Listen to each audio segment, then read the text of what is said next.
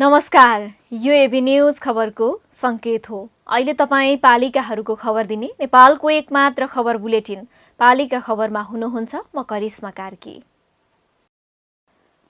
पालिका खबर बुलेटिन पालिका खबर मिडिया हाउसले एबी न्यूज खबरमा गत असोज 1 गतेदेखि प्रत्येक दिन साँझ 6 देखि 7 बजेसम्म र दिउँसो 3 देखि 4 बजेसम्म पुनः प्रसारण गर्दै आइरहेको छ। आजको पालिका खबर प्रारम्भ गरौं मूल खबरबाट। भक्तपुरको चाँगुनारायण नगरपालिकाको बङ्गुर पालन निषेध गर्ने निर्णयको चौतर्फी आलोचना। प्रदूषणको नाममा इट्टा भट्टालाई खुल्ला गरेर बङ्गुर पालन रोकेको आरोप। कृषक भन्छन् पालिकाले गरी खानै दिएन। काठमाडौँको गोकर्णेश्वर नगरपालिकाका युवा कुखुरा पालनमा व्यस्त। मासिक लाखौं आमदानी गर्दै पालिकाको अनुदान पाएपछि झन पौसिँदै।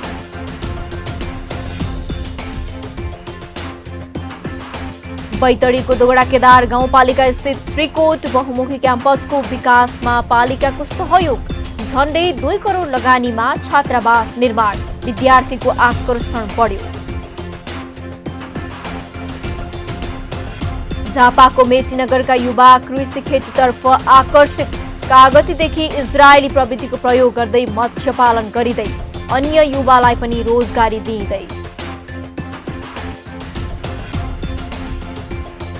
र खोटाङको दिक्तेल रूपाकोटमा जुवागढी नगरपालिकाद्वारा दलित विद्यार्थीलाई छात्रवृत्ति प्रदान।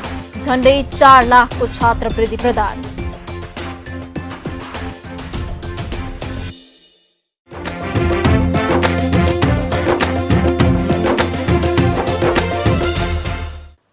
पालिका खबर अब विस्तारमा। यो देश गरी खानेका लागि त हुँदै होइन।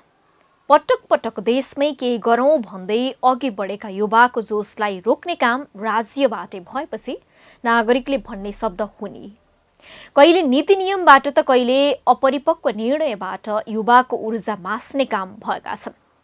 केही दिन अघि चाँगुनारायण नगरपालिकाले यस्तै अपरिपक्व निर्णय गर्दा सयौं व्यवसायीको व्यवसाय चौपट हुने अवस्थामा पुगेको छ।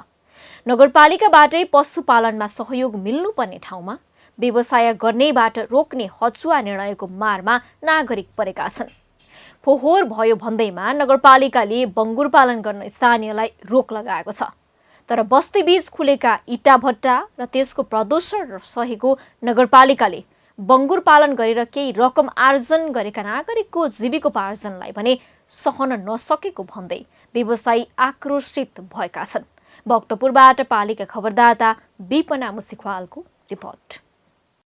आँखाले नभ्याउने दृश्यमा देखिएको यो फाँट बङ्गुर पालन व्यवसायीहरूको हो। चाँगुनारायण नगरपालिका 9 ताथलीमा रहेको यो फाँटको टहरामा 35 परिवारले लामो समयदेखि व्यावसायिक बङ्गुर पालन गर्दै आएका छन्। कोही वैदेशिक रोजगार त कोही सरकारी जागिरबाट अवकाश लिएर जीवनभरि पसिना चुहाएर जम्मा गरेको रकमको सङ्घर्षबाट व्यवसायी बनेका छन्। तर नगरपालिकाले 30 दिने म्याद राखेर जारी गरेको सूचनाले उनीहरूको सङ्घर्षलाई नै चुनौती दिएको छ। सूचना जारी भएसँगै उनीहरूको बेचैनी दोब्बर रूपमा बढ्दैछ। बङ्गुरका भर्खरका ससाना पाठा र माउला लिएर कहाँ अनि कसरी जानु भन्ने पीरले त बेचैनीको सीमा लागेको छ। नगरपालिकाको सूचना सम्झँदै बङ्गुरका खोरमा हेर्दै भावुक बन्छन् व्यवसायी। भन्छन् यति धेरै पाठा लिएर कहाँ जानु। नगरपालिकाले सूचना निकाले जस्तै हाम्रो व्यवस्थापन गरिदिए सहज हुने व्यवसायीको भनाइ छ। गाडी सुत्दै त गर्दा अहिले त्यस्तै फर्स्टमा त 6-7 लाखै सुरुवात गर्ने भनेको अब गर्दै जाँदाखेरि अब मेरो आफ्नो पर्सनल हाम्रो मात्रै यहाँ पनि 30-35 जति भेटिसक्यो हैन। अब त्यो त मलाई नि उठाउन टाइम लाग्छ नि त। अहिलेसम्म अब फर्स्टमा त अब नयाँ थियो, अनुभव थिएन, कोही मर्ने कहिले के हुने गरेर कति पहिला त म घाटै घाटा छ हैन। अहिलेसम्म नि हामीले अब तिरेर सकेको छैन।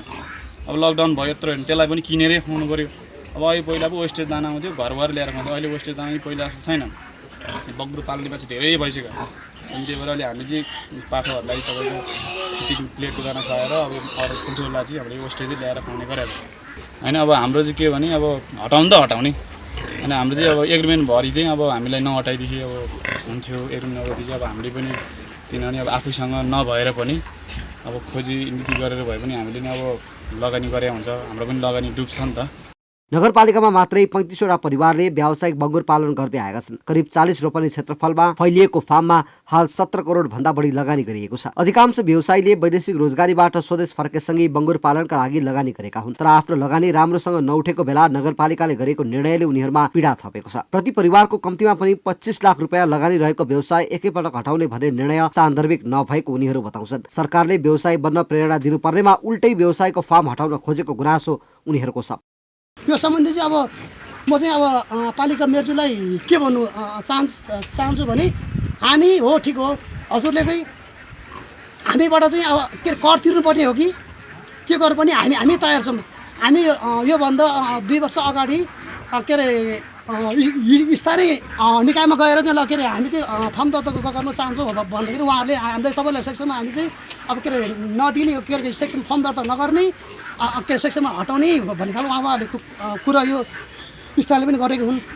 बङ्गुर फार्म सञ्चालन गर्नको लागि 2075 सालमा जनदिशा सहकारी संस्था लिमिटेडको सहकार्यमा जग्गावालासँग सम्झौता भएको थियो। 7 वर्षको लागि भएको यो सम्झौता अझ 4 वर्षको लागि बाँकी नै छ। नगरपालिकाले पटक पटक बङ्गुर पालन हटाउन खोजेको देख्दा आफूहरू गैर नागरिकको भान हुने गुनासो उनीहरूको छ।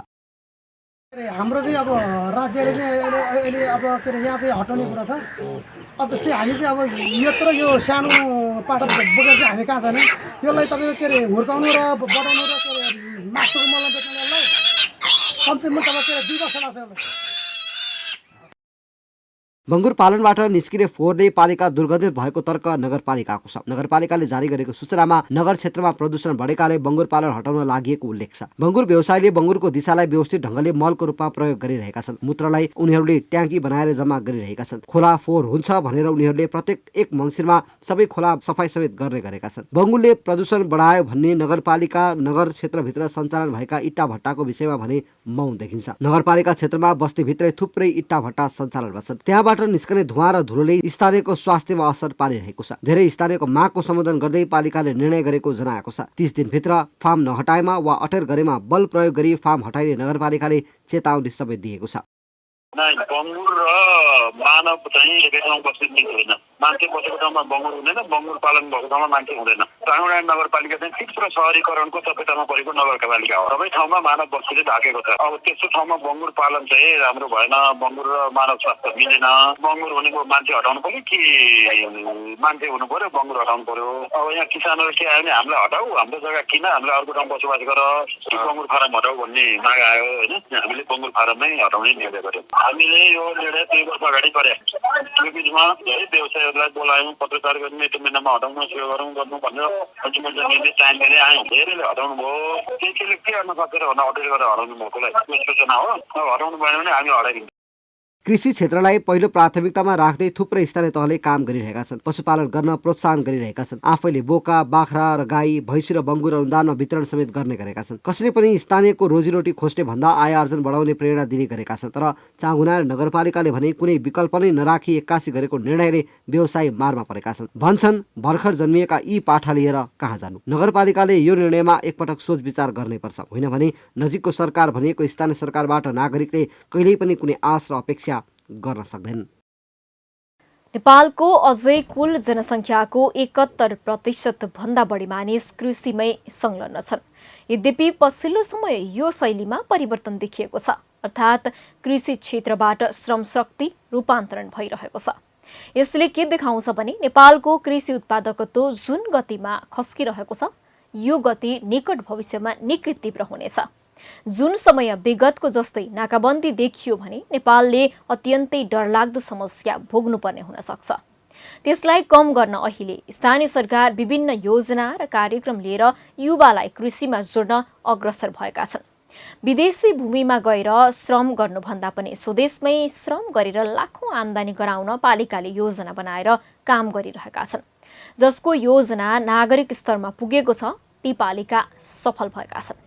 गोकर्णेश्वर नगरपालिकाको यस्तै योजनाले अहिले सफलता हासिल गरेको छ।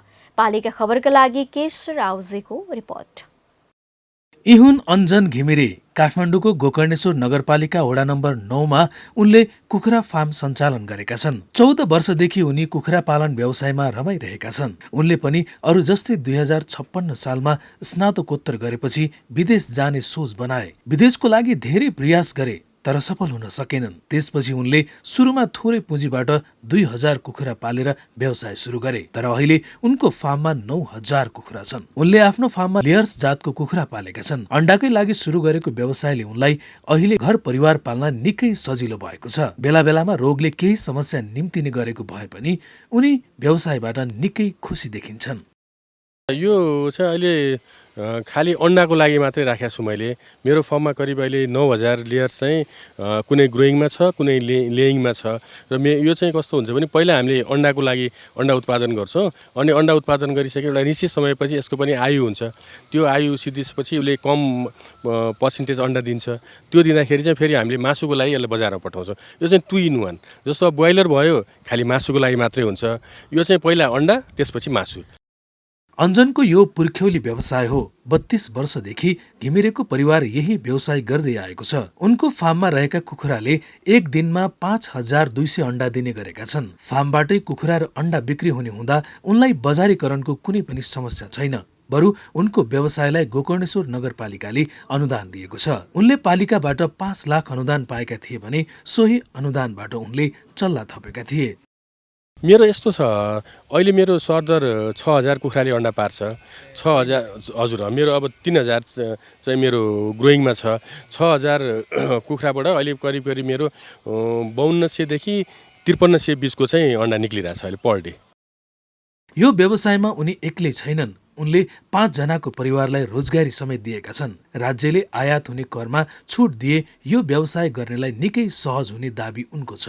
नगरपालिकाको संयोजनमा विभिन्न विज्ञले बेला बेलामा तालिम सञ्चालन गरिदिए किसानलाई थप हौसला र सहयोग मिल्ने दाबी उनको छ। राज्यले गरिदिनु यसमा गर्न पर्ने भने कतिपय चिजहरू ल्याउनलाई अनुदान दिनु पर्यो। जसरी मैले अब कृषि अनुदान भनेर पाएँ होइन त, अनुदानमा पनि ट्याक्स फ्री अलि गरिदिनु पर्यो। अब पहिला त नेपालमा कस्तो विडम्बना एउटा छ भने मैले यो पढेको सुनेको र मेरो आँखाले नदेखेको कुरा यो चाहिँ होइन। पढ्न चाहिँ पढेँ। राज्यले के गर्दो रहेछ भने भटासको पिना दानाको लागि एकदमै मुख्य स्रोत हो। त्यो भटासको पिना चाहिँ बाहिरबाट नेपालमा लिएर आउँदाखेरि चाहिँ ट्याक्स लाग्ने, फेरि भटास ल्याउँदाखेरि चाहिँ नलाग्ने, त्यस्तैहरू छ कि। किन अब पिना बनेपछि दाना बन्छ। त्यो कारणले गर्दाखेरि हाम्रो उत्पादन लागत दानामा बढी पर्छ र राज्यले अब अलिकति ट्याक्सहरू फ्री गरिदिने र कृषि व्यवसायलाई चाहिँ माथि लानुपर्छ। कृषिमै सम्पूर्ण मानव जगत नै आश्रित छ नि वास्तवमा भन्ने हो भने त्यो पोलिसी चाहिँ सरकारले ल्याउनुपर्छ यसमा चाहिँ। अञ्जनको खुसी बढ्नुमा पालिकाको सहयोग पनि एक हो। नगरपालिकाले कृषि पेसामा आबद्ध हुने युवालाई सहुलियत ब्याजदर, ऋण दिने, अनुदान दिने तथा कर्जा प्रवाह समेत गर्दै आएको छ। पालिकाले किसानको उत्पादनलाई बजारीकरणसम्म गरिदिने बताउँदै आएको छ। पालिकाले थप युवा विदेश जान छोडेर कृषि कर्ममा, पशुपालनमा होमिए सहयोग गर्न सधैँ तयार रहने प्रतिबद्धता समेत जनाएको छ।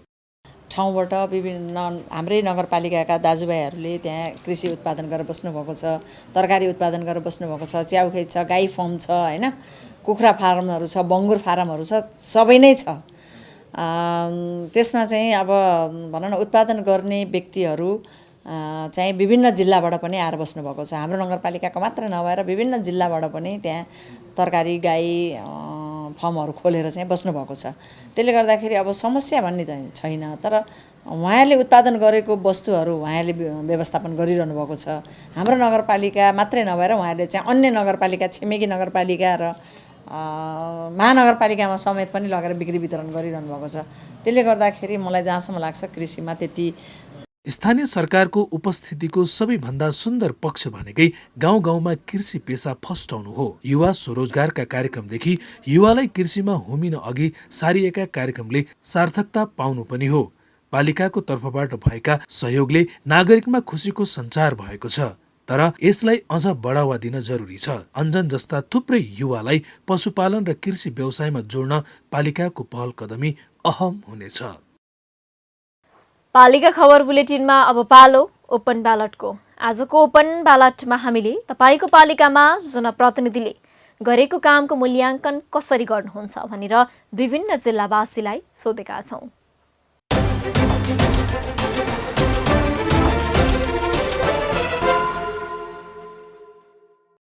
सरकारले नयाँ योजनाहरू थप्ने, पुराना योजनाहरूलाई चाहिँ नि अब सम्पन्न नगर्ने छ। बजेट योजना त पर्यो, तर बजेट चाहिँ नि उनीहरूले अब वर्षमा चाहिँ नि अब 5%, 10% मात्र बजेट हाल्ने गर्छन्। त्यो बजेटले चाहिँ नि अब 10 वर्ष 12 वर्षसम्ममा पनि सम्पन्न हुन सक्दैन। त्यो नहुँदा पुराना बनेका संरचनाहरू सबै पुराना सकिएको छन् र फेरि पनि अब मर्मत गर्नुपर्ने अवस्था। प्रसारण लाइनले बाटो खनिदिएपछि हामीलाई पहिले यहाँबाट एउटा 1 पिस चामल बोकेर माथि लैजानलाई पनि 150 रुपियाँ हामीले तिर्नुपर्ने थियो भने अहिले 25 रुपियाँ दिए पुग्ने भएको छ र सहज छ। हामी चाहिँ अब गाडी भेटाउनलाई माथिबाट पैदल गाडी छुट्यो भने दगुरेर आउनु पर्थ्यो भने अहिले हामीले यहाँबाट साना चार पाङ्ग्रे गाडीहरू माथि नै हामीले रिजर्भ बोलाएर हामी आवत जावत गर्न सक्छौँ। मलाई लाग्छ यो अहिलेसम्म उनीहरूले गरेका हरेक गतिविधिहरू आफ्नो अनुकूल र आफ्नो फेभरमा मात्रै छन्। उनीहरूले आफूलाई पेसेवर रूपमा र कमाउ धन्दाको रूपमा जुन बजेट विनियोजन भएको छ त्यसलाई परिचालन गरिरहेको पाइएको छ र कुनै पनि दिगो रूपमा दीर्घकालीन रूपमा देखिने खालको त्यस्ता खालका कुनै पनि कामहरू अहिलेसम्म सञ्चालन भएको छैन। केही कामहरू गर्न खोजेका छन् तर आँखामा छारो हाल्ने काम मात्र भएको छ र त्यसलाई प्रतिनिधि प्लस कर्मचारीको रोहबरमा मिल्ने महत्त्वमा बजेट खर्च गर्ने, बिल भुक्तानी गर्ने र आफू अनुकूलतामा चाहिँ व्याख्या विश्लेषण गरेर रकम निकासा गर्ने। अब अहिले भन्दा पनि हाल यो स्थानीय तहको चाहिँ जुन जनप्रतिनिधिहरूले केही जनप्रतिनिधिहरूले गरेका कामहरूप्रति म अलिकति असन्तुष्ट छु। होइन, अलिकति एउटा समझदारी ढङ्गले एउटा चाहिँ अब भनौँ पारदर्शी ढङ्गले अहिले नभएको हो कि भन्ने मलाई कता लाग्दछ।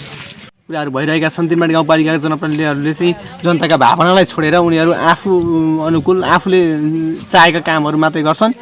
तिनबाट गाउँपालिकालाई चाहिँ म के भन्न चाहन्छु भने गाउँपालिकाले चाहिँ कमसेकम गाउँपालिका जनप्रतिनिधिहरूले गर्नुपर्ने भनेको उनीहरूले चाहिँ जनताको मर्म भावनालाई बुझेर जनताका समस्याहरूलाई बुझेर गऱ्यो भने राम्रो हुन्थ्यो।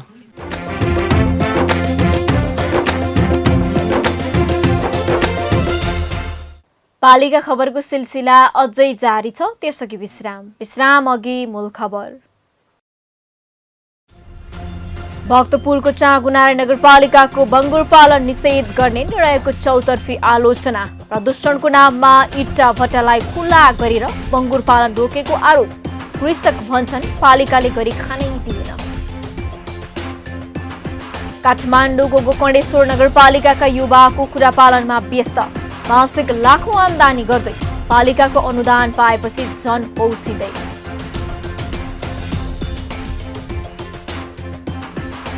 बैतडीको दोगडा केदार गाउँपालिका स्थित श्रीकोट बहुमुखी क्याम्पसको विकासमा पालिकाको सहयोग।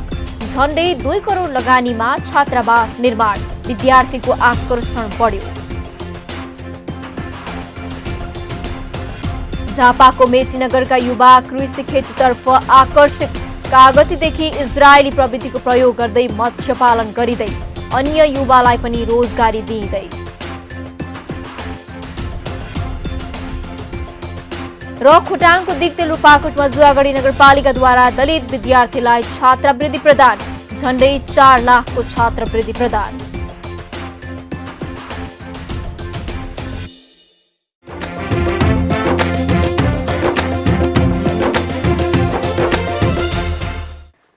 शिक्षा क्षेत्रको विकासमा तीनै तहका सरकारले आफ्नो कार्यक्षेत्र छुट्याएर काम गरिरहेका छन्। कक्षा 1 देखि 8 सम्मको शिक्षाको विकासको जिम्मा स्थानीय सरकारको काँधमा आइपुगेको छ। शिक्षामा गुणस्तरीयता भित्र्याउन विद्यालयको पूर्वाधार विकासमा लाखौं रकम पालिकाबाटै विनियोजन हुने गरेको छ। नमुना विद्यालय कार्यक्रम लागू गर्दै बजेट निकासा गर्ने काम पनि पालिकाबाट हुँदै आएको छ, जसले गर्दा लामो समयदेखि विकासको पर्खाइमा रहेका विद्यालयको अहिले रूपरेखा फेरिँदै गएको छ। बैतडीको दोगडा केदार गाउँपालिकाले पनि शिक्षामा लगानी गरेको छ। विद्यालयका भवन निर्माण गरिदिएको छ भने छात्रावास बनाइदिँदा विद्यार्थीको आकर्षण पनि बढ्न थालेको छ। बैतडीबाट पालिका खबरदाता सीपी लोहियाको एक रिपोर्ट।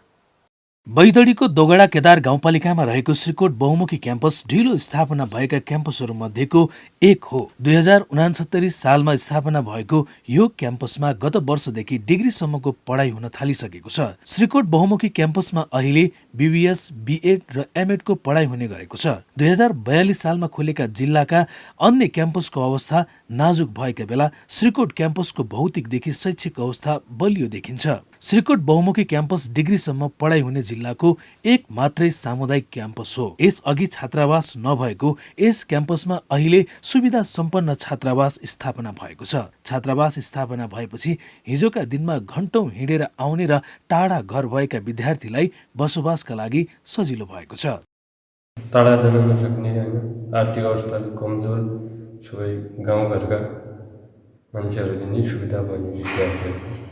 मलाई त यहाँ बस्न पाएँ होइन, पारिवारिक अवस्था पनि कमजोर तैपनि यहाँ हामीले बस्न पाएँ।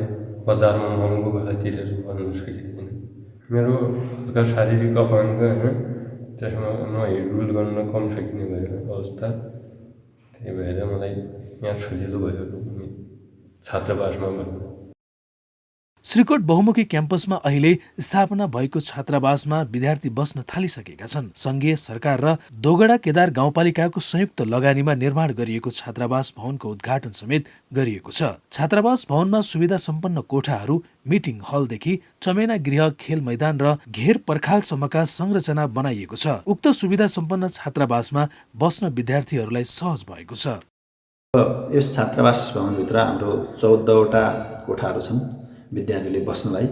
त्यसपछि एउटा विद्यार्थीको मिटिङ हल, किचन, डाइनिङ रुम 2टा तलाको छ र प्रत्येक तलामा टोयलेट बाथरुमहरूसँगै व्यवस्थापन गरिएको छ। र सँगै अब यस भवनसँगै यो योजनासँगै जोडेर हाम्रो घेर पर्खालहरू, क्याम्पस गेटहरू, खेल मैदान भयो, त्यस्तै गरी चमेना गृह भयो, त्यहीसँगै शौचालयको निर्माणको काम पनि यो सँगै जोडेको योजनाको आधारमा बनेको छ। र यस हस्टेलसँगै बनेको क्याम्पसको एउटा भौतिक पूर्वाधार क्षेत्रमा चाहिँ यो महत्त्वपूर्ण रहेको छ।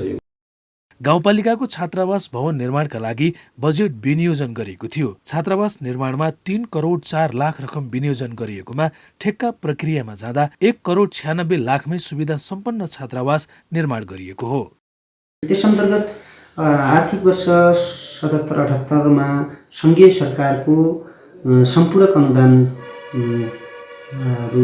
1 करोड 52 लाख र गाउँपालिकाबाट 1 करोड 52 लाख गरेर जम्मा 3 करोड 4 लाखको लागत अनुमान सहित हामीले ठेक्का आह्वान गऱ्यौँ र ठेक्का सम्झौता चाहिँ हाम्रो 32% बिलोमा गयो र जसअनुसार 1 करोड लगभग 96 लाख को रकममा हाम्रो क्याम्पसको यस दोगडा केदार गाउँपालिकाको एकमात्र श्रीकोट बहुमुखी क्याम्पसको छात्रावास भवन सम्पन्न हुन गएको छ। अहिले श्रीकोट क्याम्पसमा भौतिक संरचना पर्याप्त छ। क्याम्पसकै एक भवनमा ग्लोबल आइएमई बैंक समेत सञ्चालनमा छ। केही समय अघिसम्म गाउँपालिकाका कार्यालय समेत क्याम्पसकै भवनमा थियो, तर अहिले गाउँपालिकाले आफ्नै भवन बनाइसकेको छ। क्याम्पससँग अहिले खेल मैदान सहित आवश्यक सबै संरचना छन् भने गाउँपालिकाले क्याम्पसमा आवश्यक लगानी पनि गर्दै आएको छ। क्याम्पसको विकासको लागि गाउँपालिकाले विगतको दिनहरूमा क्याम्पसको स्थिति यो हामीले नयाँ सृजना गरेको हो। क्याम्पसको विकासको लागि आफ्नो भूमिका सक्दो सहयोग चाहिँ गाउँपालिकाले एकदम निरन्तरता र यहाँ स्थानीय यो ठाउँको लागि हिजोका दिनका समस्याहरूलाई देखेर त्यो कुराहरूलाई मध्यनजर राखेर विशेष जसरी पनि हुन सकिन्छ क्याम्पसको प्रगतिको लागि गाउँपालिका लागि परेको छ। अहिले क्याम्पसमा विद्यार्थीको आकर्षण पनि बढ्दै गएको छ। बैतडीका केही सामुदायिक क्याम्पस सञ्चालन गर्न नसकिँदा बन्द हुने अवस्थामा समेत पुगेका छन्। क्याम्पसमा आगामी दिनमा मानविकी संकाय, कम्प्युटर विषय लगायत प्राविधिक विषयहरूको पढाइ सञ्चालन गर्ने क्याम्पसको लक्ष्य छ। पालिका खबर बुलेटिनमा अब पालो पालिका टकको।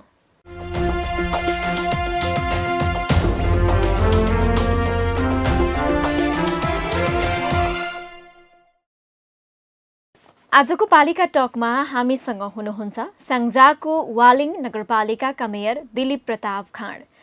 नगर प्रमुख खाँडले स्मार्ट वालिङदेखि कृषि क्षेत्रमा गरेका काम चर्चित छन्। नगर प्रमुख खाँडसँग आज हामीले पालिका टकमा कुराकानी गर्दैछौँ। मेयर साहब नमस्कार अनि स्वागत छ यहाँलाई पालिका टकमा। नमस्कार। नमस्कार हजुर, हामी सुरुवात गरौँ मेयर साहब। वालिङलाई स्मार्ट वालिङ बनाउने योजना कहाँ पुग्यो मेयर साहब? मैले सुरुवातमै सोध्न चाहेँ यहाँलाई। यसको खास गरेर स्मार्ट चाहिँ त हामीले सुरुवात मात्रै गर्न खोजेको हो। यो 20 वर्षको कम्प्रिहेन्सिभ प्लान बनाएर अनि त्यसलाई पेरियोडिक प्लानको रूपमा 5-5 वर्षको चेन्ज गरेर अनि सहरको विकासको हिसाबले 3 भागमा विभाजन गरेर अहिले हामीले यो अहिले तेस्रो वर्षमा चलिराखेका छौँ रनिङ यो चाहिँ योजना मुताबिक। र यसमा हामीले पहिलो 8 वर्ष हाम्रो बेसिक सिटी भनेर आधारभूत इन्फ्रास्ट्रक्चरहरू पूर्णता गर्ने, 12 वर्षमा सस्टेनेबल अथवा रेजिलिएन्ट सिटी चाहिँ निर्माण गर्ने र बाँकी रहेको 8 वर्षमा अटोमेसनहरू यो आर्टिफिसियल इन्टेलिजेन्सहरू प्रयोग गरेर यसलाई स्मार्ट रूपमा चाहिँ डेभलप गरेर 20 वर्षमा बल्ल वालिङ नगरपालिकालाई स्मार्ट सिटी भनेर घोषणा गरे। जस्तो कि मेयर साहब, यो स्मार्ट पालिका बनाउन चाहिने सूचना प्रविधिको पूर्वाधारका लागि चाहिँ पालिकाले के कस्ता काम गरिरहेको छ? यसमा हामीले खास गरेर अहिले 106 वटा इन्डिकेटरहरू छन् स्मार्टको र त्यो 106 वटा इन्डिकेटरहरू मध्ये करिब 22 वटा इन्डिकेटरहरू आइटी र आइओटी सित रिलेटेड छन् र त्यो हरेक 106 वटा इन्डिकेटरमा हामीले काम चाहिँ सुरु गरिसकेका छौँ र यसको सुरुवात भइसकेको छ। कतिपय कामहरू अलिकति धेरै अगाडि गइसकेका छन्। त्यस हुनाले यो हरेक चिजहरू 106 वटै इन्डिकेटरलाई समष्टिगत रूपमै अगाडि बढाउन पर्ने भएको हुनाले कतिपय काम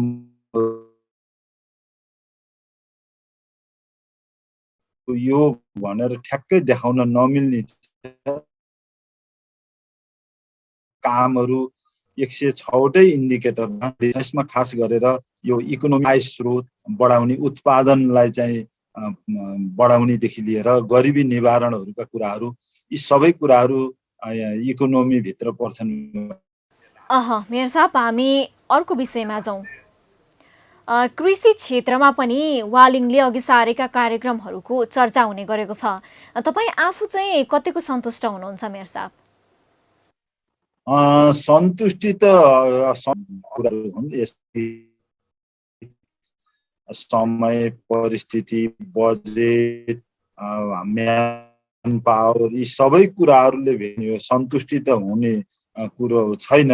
त यद्यपि हामीले कृषि क्षेत्रमा पनि धेरै कामहरू अगाडि बढाएको छ र ब्याङ्कहरूबाट बोनाफाइड कृषकहरूलाई लोनहरू उपलब्ध गराउने, त्यस्तै गरेर उठेका ट्याक्सहरूलाई चाहिँ हामीले सिड मनीको रूपमा चाहिँ कृषकहरूलाई निशुल्क ब्याजमा चाहिँ उपलब्ध गराउने, त्यस्तै गरेर हामीले उहाँहरूलाई यो सब्सिडाइज रूपमा चाहिँ रकमहरू चाहिँ उहाँहरूलाई अनुदानको रूपमा पनि दिने, ती कामहरू गरेका छौँ भने त्यसको साथसाथमा हामीले वालिङ नगरपालिकामा अहिले 3टा चाहिँ सहकारीलाई चाहिँ नगरपालिकाले नै एउटा गाइडलाइन दिएर र आफैले नगरपालिका आफैले पनि त्यो सहकारीहरूमा चाहिँ रकमहरू उपलब्ध गराएर कृषकहरूले उत्पादन गरेका सम्पूर्ण चिजहरू बिकेन भन्ने चाहिँ नपार्ने र त्यसले कृषकहरूले आफू खुसी बेच्न पाउने र यदि बिकेन भने ती सहकारीहरूले अनिवार्य रूपमा चाहिँ खरिद गर्न पर्ने, त्यो चाहिँ हामीले अगाडि बढाएका छौँ र त्यसै अनुसार काम। मेयर साहब, यो वालिङको आन्तरिक स्रोत वृद्धिका लागि चाहिँ केही नयाँ कार्यक्रम छन् कि छैनन्? छन्। यसलाई हामीले दर रेटहरू बढाएका छैनौँ, तर दायरा चाहिँ बढाएर हामी सुरुमा हामी जब निर्वाचित भएर आएका थियौँ त्यति बेला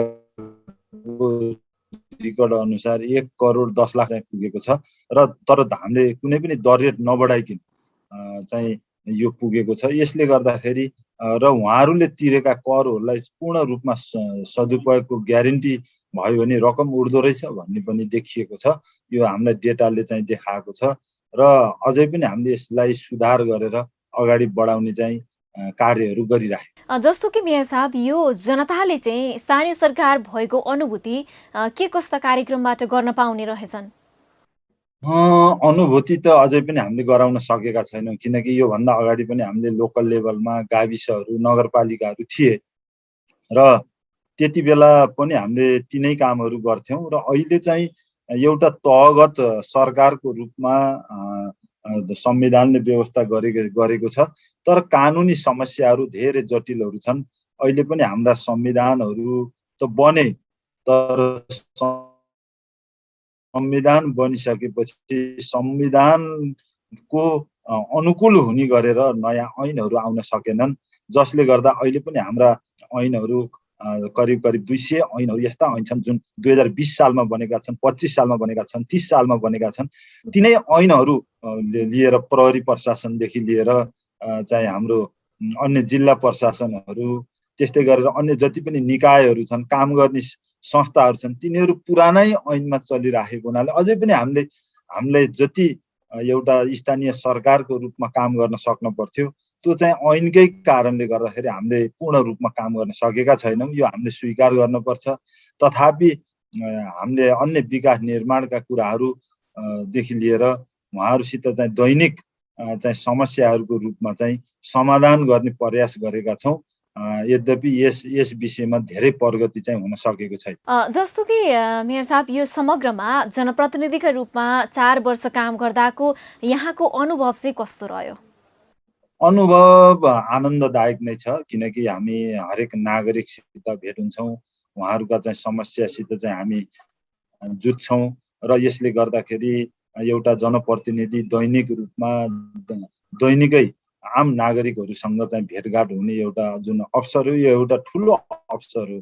यो अवसरलाई हामी सदुपयोग गर्ने कोसिस गरिराखेका छौँ र जहाँसम्म लाग्छ यो 4 वर्षको अनुभव चाहिँ मिठासपूर्ण नै रहेको छ। साहब, हामी अन्त्यमा छौँ। स्थानीय सरकारलाई काम गर्न सबभन्दा कठिन केले पारेको छ? सङ्घ र प्रदेशको रवैया चाहिँ कस्तो पाउनु भएको छ? सङ्घ र प्रदेशको रवैया अझै पनि उहाँहरूले के सोच्नु भएको छ त भन्दा अहिले पनि यो एकल सरकारको रूपमा चाहिँ अझै पनि केन्द्र सरकारको सोच चाहिँ सम्पूर्ण स्रोतहरू दुईटा कुरा छ। अब दुईटा कुराले गर्दाखेरि सङ्घीयता चाहिँ विफल हुन सक्छ भन्ने चाहिँ हामीलाई लाग्छ। अहिले पनि उहाँहरू संविधानले दिएका चिजहरू तल्लो स्तरमा चाहिँ पठाउन चाहनुहुन्न।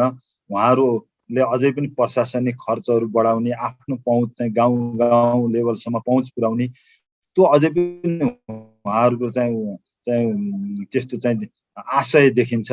र बजेट यो कानुनी रूपमा पनि बजेटको रूपमा चाहिँ सम्पूर्ण नेपालको राजस्वको 70% रकम केन्द्रले नै राख्ने गरेको छ र त्यसमध्ये 15% 7वटा प्रदेश र 15% 753वटा पालिकालाई जुन वितरण भएको छ। यसले गर्दा समस्याहरू चाहिँ जटिल छ। साना योजनाहरू 2 लाख 1 लाखका योजना समेत केन्द्रबाट प्रदेशबाट चाहिँ अहिले पनि हुन्छ र हामीलाई थाहा हुँदैन। त्यसो हुनाले यो अझै पनि जुन सहकार्य छ, सहअस्तित्व छैन, जसले गर्दाखेरि यो सङ्घीयताले जुन अपेक्षा गर्नु भएको छ, हुन त भोलिको दिनमा अरू सुधार होला, किनकि नेपालमा सङ्घीयता सुरु भएको बल्ल 4 वर्ष 5 वर्ष भएको छ। त्यसो हुनाले भोलिका दिनमा यो सुधार होस् र सहकार्य, सहअस्तित्व र समन्वय होस्, त्यो स्थापित गर्नको लागि केन्द्र सरकार, प्रदेश सरकार र स्थानीय सरकार, किनकि भूमिकाहरू पनि अलग अलग छ, आफ्ना भूमिकालाई स्वतन्त्र रूपमा स्वच्छ रूपमा चाहिँ काम गर्ने वातावरण बनोस्। हस्त मेयर साहब, यो महत्त्वपूर्ण समय दिनुभयो, यहाँलाई धेरै धेरै धन्यवाद।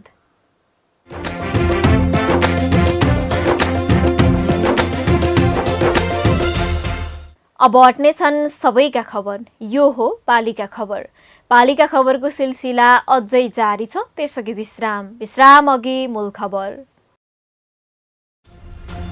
भक्तपुरको चाँगुनारायण नगरपालिकाको बङ्गुर पालन निषेध गर्ने निर्णयको चौतर्फी आलोचना। प्रदूषणको नाममा इट्टा भट्टालाई खुला गरेर बङ्गुर पालन रोकेको आरोप।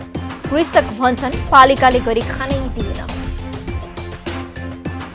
काठमाडौँको गोकर्णेश्वर नगरपालिकाका युवा कुखुरा पालनमा व्यस्त। मासिक लाखौं आम्दानी गर्दै पालिकाको अनुदान पाएपछि झन पौसिँदै।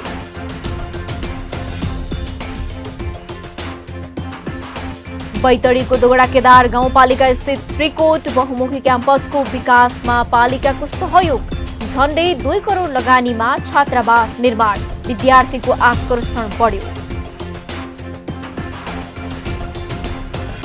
झापाको मेचीनगरका युवा कृषि खेतीतर्फ आकर्षित।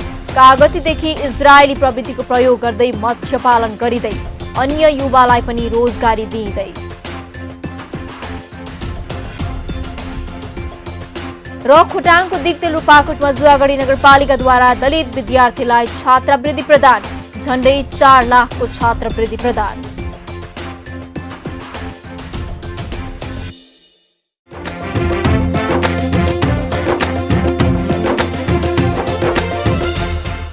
पालिका खबर बुलेटिनमा अब पालो पालिकामा आजको। आज दिनभर कुन पालिकामा के भयो? सहकर्मी सन्तोष पोखरेलको साथमा पालिकामा आज।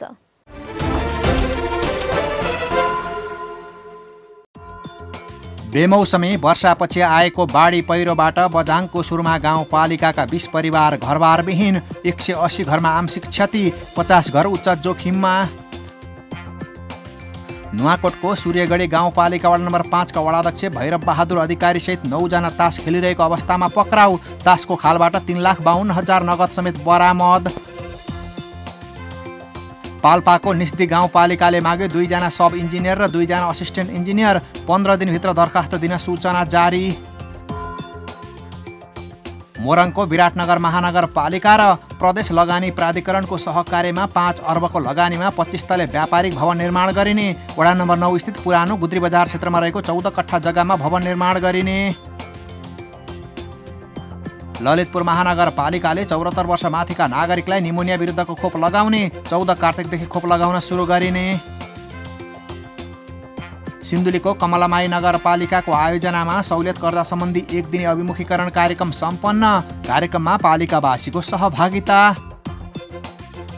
उदयपुरको कटारी नगरपालिका वडा नम्बर 1 पोखरियामा सडक र विद्युत सुविधा पुग्यो। गाउँमा बिजुली सडक पुगेपछि स्थानीय खुसी।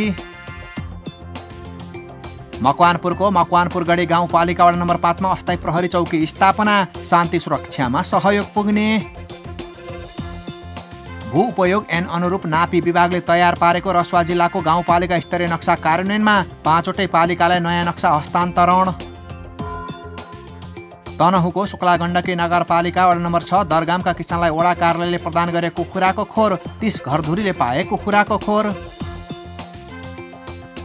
कैलालीको जानकी गाउँपालिकाद्वारा बाढी पीडितलाई राहत वितरण। विस्थापितले पाए खाद्यान्न, त्रिपाल, म्याट लगायतका सामग्री। मोरङको पथरी शनिश्चरी नगरपालिका 3 नम्बर वडा कार्यालयले नयाँ भवनबाट सेवा दिन थाल्यो। भवन बनाउन स्थानीयले दिएका थिए जग्गा। उदयपुरको चौदण्डीगढी नगरपालिकाद्वारा स्थानीय गैर सरकारी र सामुदायिक संस्थाबाट झुलुङ्गे पुल निर्माणका लागि प्रस्ताव आह्वान सम्बन्धी सूचना जारी। इच्छुक संस्थाले पालिकामा दरखास्त बुझाउनु पर्ने। ललितपुरको गोदावरी नगरपालिकाको आयोजनामा नक्सापास सम्बन्धी 2 दिने तालिम सम्पन्न। तालिममा पालिकामा सूचीकृत इन्जिनियरहरूले जनाएका थिए सहभागिता। र रौतहटको गरुडा नगरपालिकामा सुपरभाइजर पदमा कार्यरत अभय यादवको मोटरसाइकल दुर्घटनामा परि निधन। निधनको शोकमा पालिका र मातहतका कार्यालय बन्द।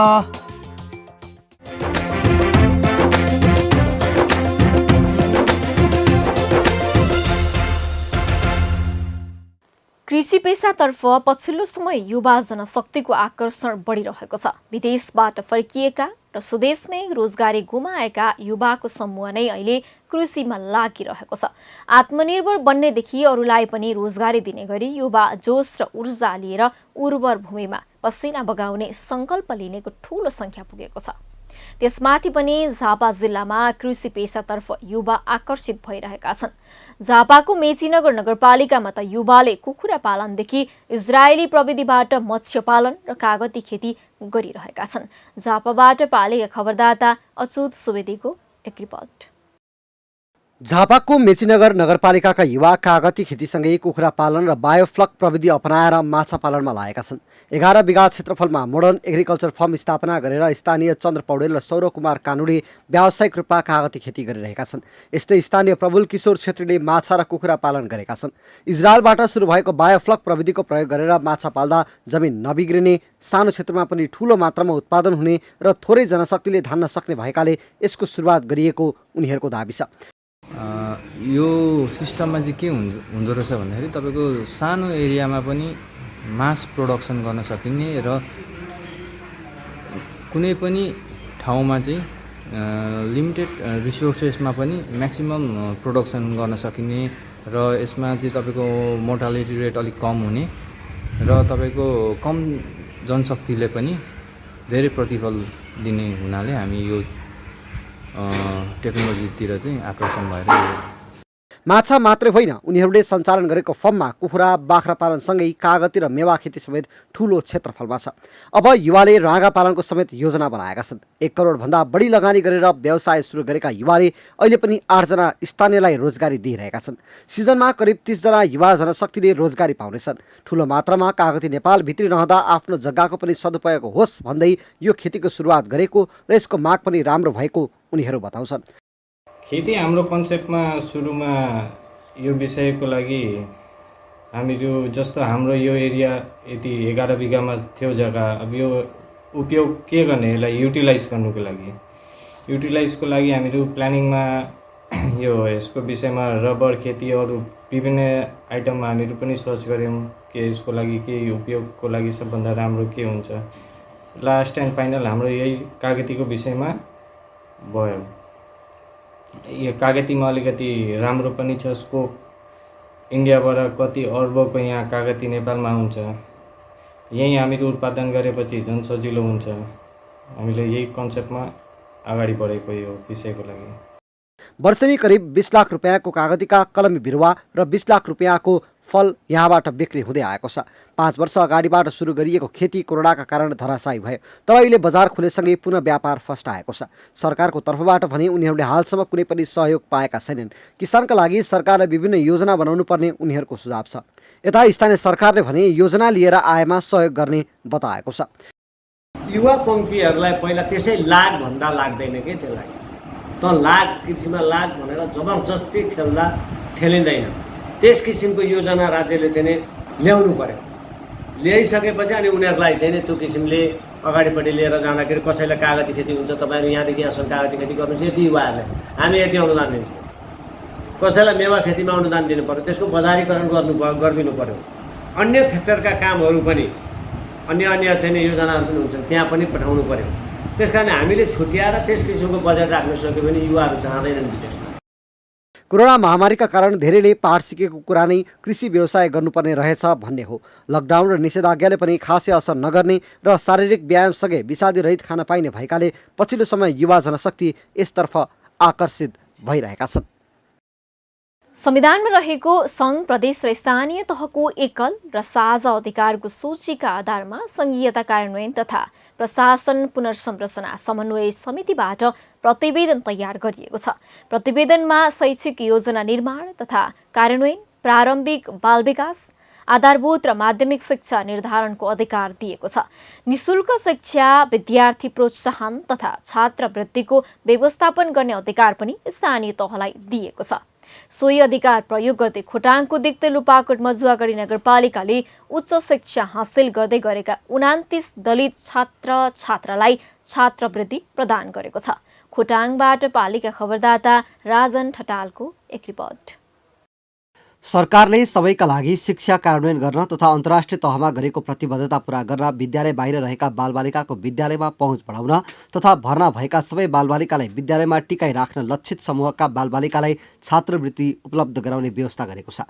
विद्यालय तहका बालबालिकालाई प्रदान गरिने सबै प्रकारका छात्रवृत्ति एकीकृत रूपमा लक्षित वर्गसम्म व्यवस्थित एवं पारदर्शी तरिकाबाट पुर्याउन शिक्षा नियमावली 2059ले प्रदान गरेको अधिकार प्रयोग गर्ने गरिएको छ।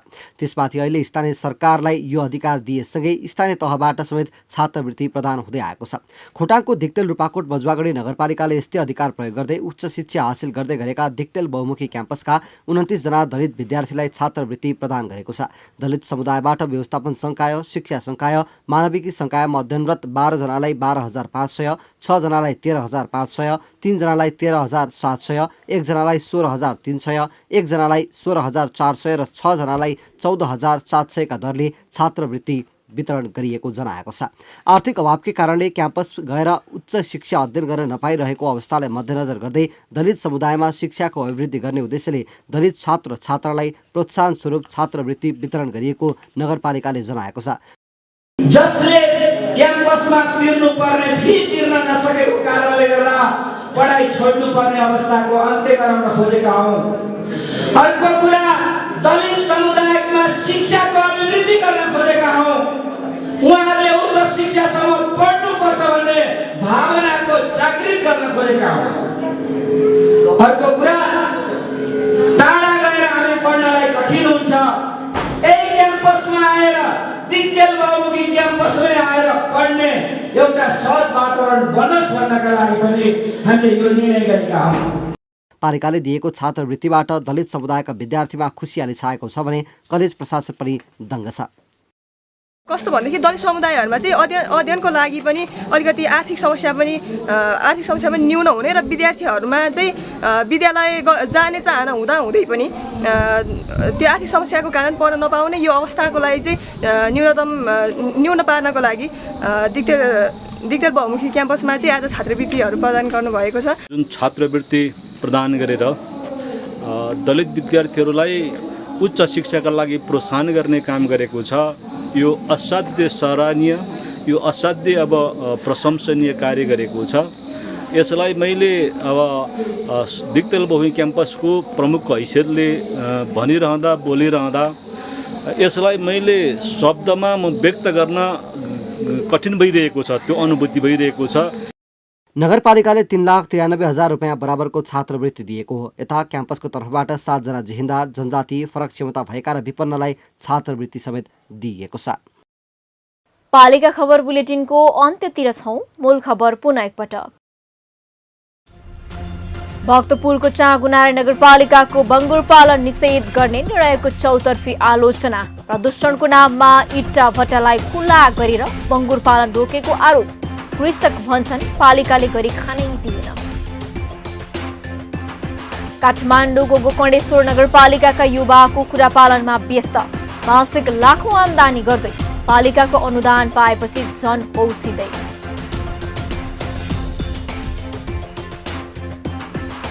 बैतडीको दोगडा केदार गाउँपालिका स्थित श्रीकोट बहुमुखी क्याम्पसको विकासमा पालिकाको सहयोग। झण्डै 2 करोड लगानीमा छात्रावास निर्माण। विद्यार्थीको आकर्षण बढ्यो। झापाको मेचीनगरका युवा कृषि खेतीतर्फ आकर्षित। कागतीदेखि इजरायली प्रविधिको प्रयोग गर्दै मत्स्य पालन गरिँदै अन्य युवालाई पनि रोजगारी दिइँदै। र खोटाङको दिक्तेल रूपाकोटमा जुवागढी नगरपालिकाद्वारा दलित विद्यार्थीलाई छात्रवृत्ति प्रदान। झण्डै 4 लाखको छात्रवृत्ति प्रदान।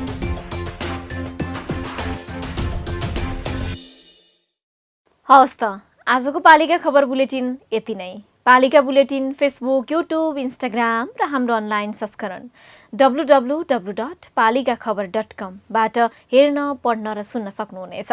साथै यो बुलेटिन देशका 77 जिल्लाका रेडियोबाट पनि हरेक दिन सुन्न सक्नुहुनेछ। पालिकाहरूको गतिविधि समेटिने नेपालको एकमात्र खबर बुलेटिन पालिका खबर लिएर भोलि पुनः आउने नै छौं। एबी न्यूज खबर हेर्दै रहनुहोला। नमस्ते।